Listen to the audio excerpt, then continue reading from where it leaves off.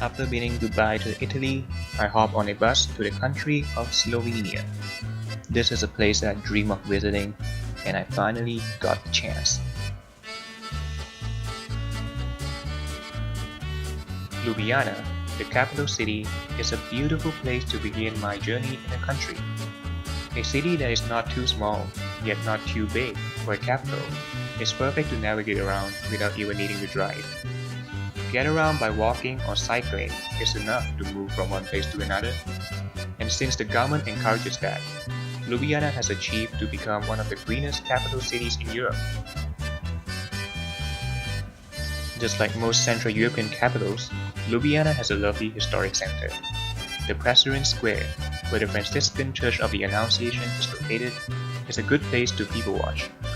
Here, you can also find the Triple Bridge, one of the architectural gems in the city that connects both sides of the Ljubljana River. Overlooking the city is the Ljubljana Castle. Climb up through a forested trail and you'll be rewarded with a great view of the city. While Ljubljana has its sights to see, one should slow down and wander in the central market that is held every day except Sunday. There is a lot more to explore in Slovenia other than its capital city. Head into the Julian Alps to the northwest and you find the town of Prague, one of the main reasons why people visit the country. Here you can really find serenity and the famous Lake Prague. Admire it along the shoreline or hike to one of the mountains that are towering it, the view sure is by all means beautiful.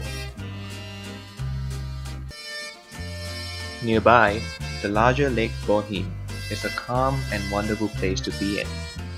I really prefer this one than Prague. I mean, just look at this. Back in Ljubljana, I was just in time for a magical sunset with a craft beer. And there's no better way to end my time in Slovenia than witnessing a performance of polka.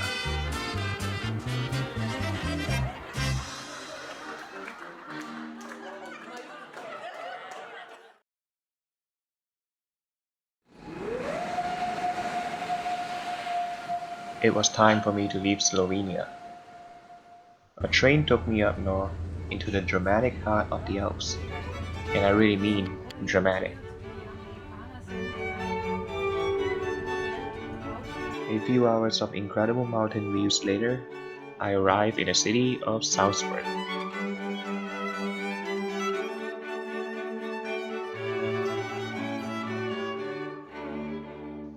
Salzburg is one of the largest cities in Austria, and is a popular destination in this part of Europe.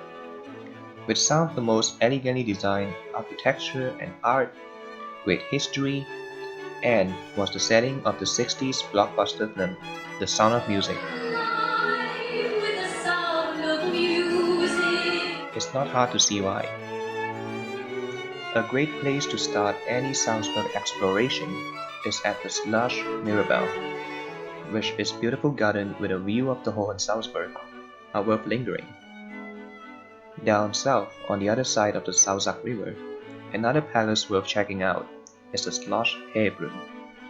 Join a tour to experience the trick fountains of the palace, and just hope that you don't get fully wet.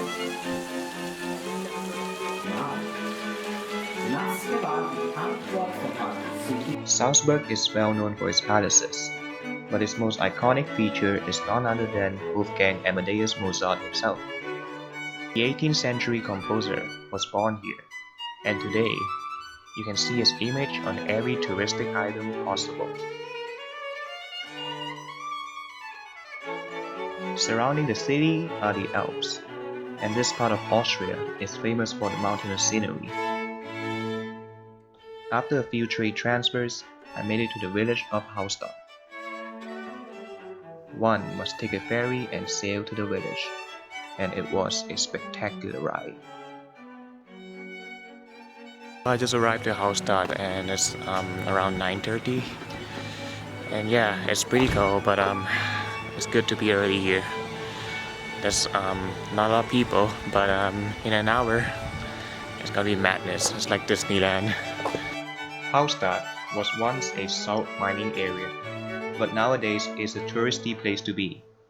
Still, it remains to be a picturesque village in the Alps. I made it to the viewpoint. This is so beautiful.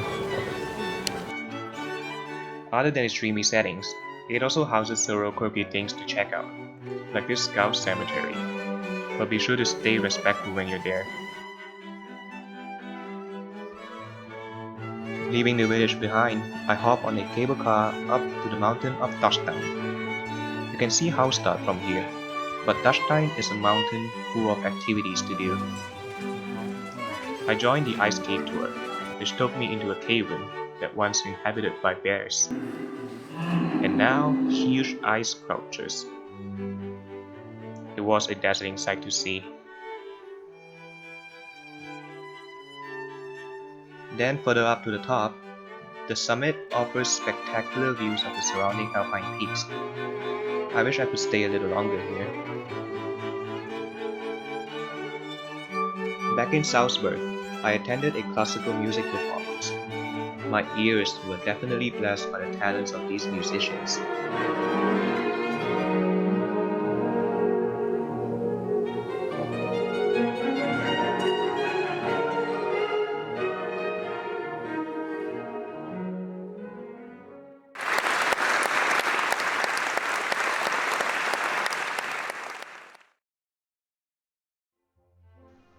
Leaving Salzburg, I headed up north to the Czech Republic with a quick stop in Linz.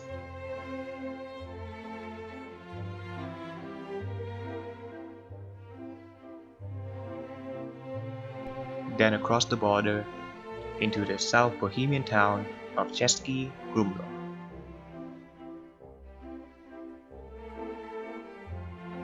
A designated UNESCO World Heritage Town, Český Krumlov is historic and very attractive. Its town center is a labyrinth of cobblestone streets and Renaissance and Baroque architecture. And above everything else is the castle itself. It is unusually large for this small town, and more unusual for its bears. Here, you can get a panoramic view of the whole town, and it is spectacular, especially during sunset. Back in the historic center, a place that really fascinated me lies in this museum. The Marionette Museum houses hundreds of Czech marionettes in a wooden attic, and here's what I have to say. This is one of the most creepiest places I've ever been. Look at all these marionettes here. And this guy is creepy. Nonetheless, it was a cool experience. The Czech Republic is famous for its beer, and in Český Krumlov, there are a few breweries you can check out. This is a great insight to learn about the country's favorite drink, the one that rivals almost all the other European producers. Český Krumlov is magical most of the time, but at night, when the town illuminates, it becomes a place that you wish to linger a little longer.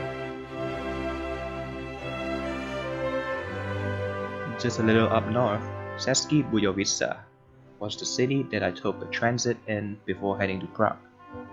It became my favorite place in the country so far. 3 hours of bus ride later, I arrived in the capital city.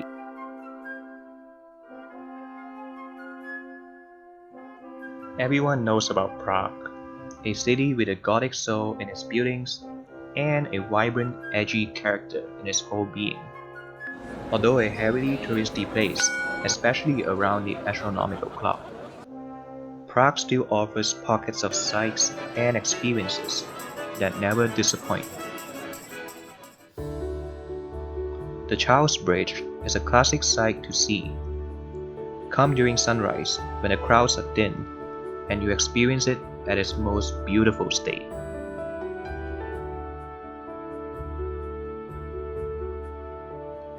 Coming back to the historic center, head up to the old town hall and view the sprawling city from the top. This is also where the astronomical clock is located, which is why there are massive crowds down below. See the clock from the inside, and you will get to see its unique mechanism and the rotating show of the 12 apostles of Jesus. Prague wasn't always like how it is today. I went into an abandoned nuclear bunker to learn about the modern history of the city. It was the capital of Czechoslovakia, and during the Prague Spring, people urged for change to democracy.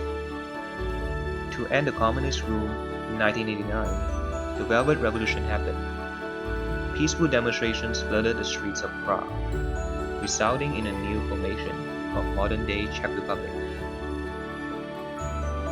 Today, it is more liberal than ever, and Prague is seeing better days. Well, that's the end of my Czech adventure.